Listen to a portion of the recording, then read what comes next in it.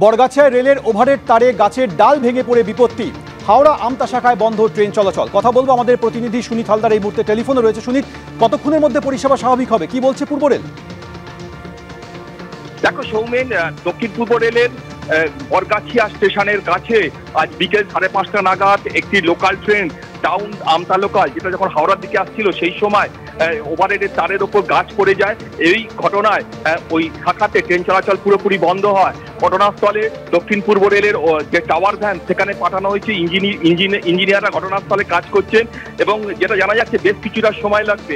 একই সঙ্গে তোমায় জানাচ্ছি এই মুহূর্তে টিকিয়াপাড়া স্টেশনে অবরোধ চলছে। এই লাইনে যারা নিত্যযাত্রী তাদের দীর্ঘদিনের অভিযোগ, এই দক্ষিণ পূর্ব রেলের হাওড়া খড়গপুর শাখায় ট্রেন চলাচল অনিয়মিত। এরই প্রতিবাদে আজকে যাত্রীরা রাস্তায় নেমে ট্রেন লাইনে নেমে এসছে। এই মুহূর্তে রেলের যে ট্র্যাক তার উপর বসে আছে এবং তারা বিক্ষোভ দেখাচ্ছে। দক্ষিণ পূর্ব রেলের ট্রেন চলাচল পুরোপুরি বন্ধ রয়েছে। ধন্যবাদ সুনীত। শুভেন্দুদা, কি নিয়ে সমস্যা?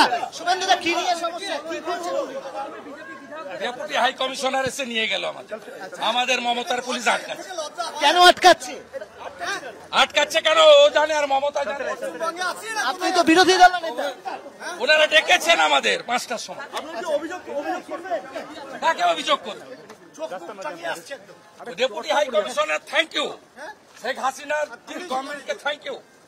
বেরিয়েছে আমাদের রিসিভ করে নিয়ে গেল। ওদের মুখে জুতো মেরে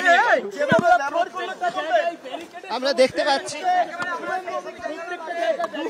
আমরা দেখতে পাচ্ছি ভাই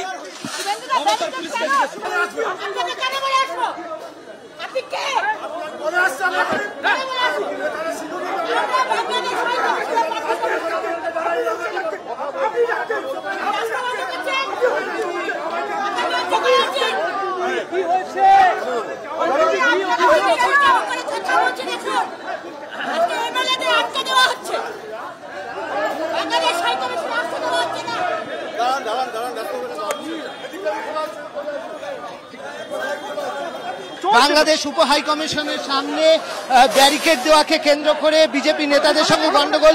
কি হয়েছে? অগ্নিমিত্রাতে কি সমস্যা? আটকে দেওয়া হচ্ছে, আসতে দেওয়া হচ্ছে না। কাদের? আপনাদেরকে? আমাদেরকে। কেন কি কারণে? আমাদের পারমিশন আছে। অন্যদিনকে এই রাস্তাটা আটকায়? অন্যদিন এই রাস্তা আটকায় না। আজকে আটকে দিয়েছে যাতে আমরা না যেতে পারি। বাংলাদেশ হাই কমিশন বলছে বাংলাদেশ হাই কমিশন আমাদের জানায়নি।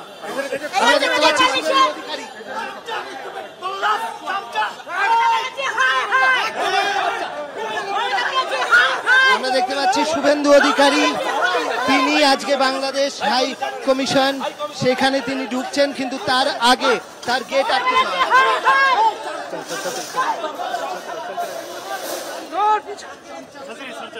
পুলিশের সঙ্গে কিন্তু অগ্নিমিত্রা পাল, শুভেন্দু অধিকারী তাদের বচসা হয় ব্যারিকেড করাকে কেন্দ্র করে এবং তারপরে শুভেন্দু অধিকারীকে শেষ পর্যন্ত হাই কমিশন থেকে লোকজন আসেন এবং শেষ পর্যন্ত শুভেন্দু অধিকারী এই মুহূর্তে ভেতরে প্রবেশ করছেন।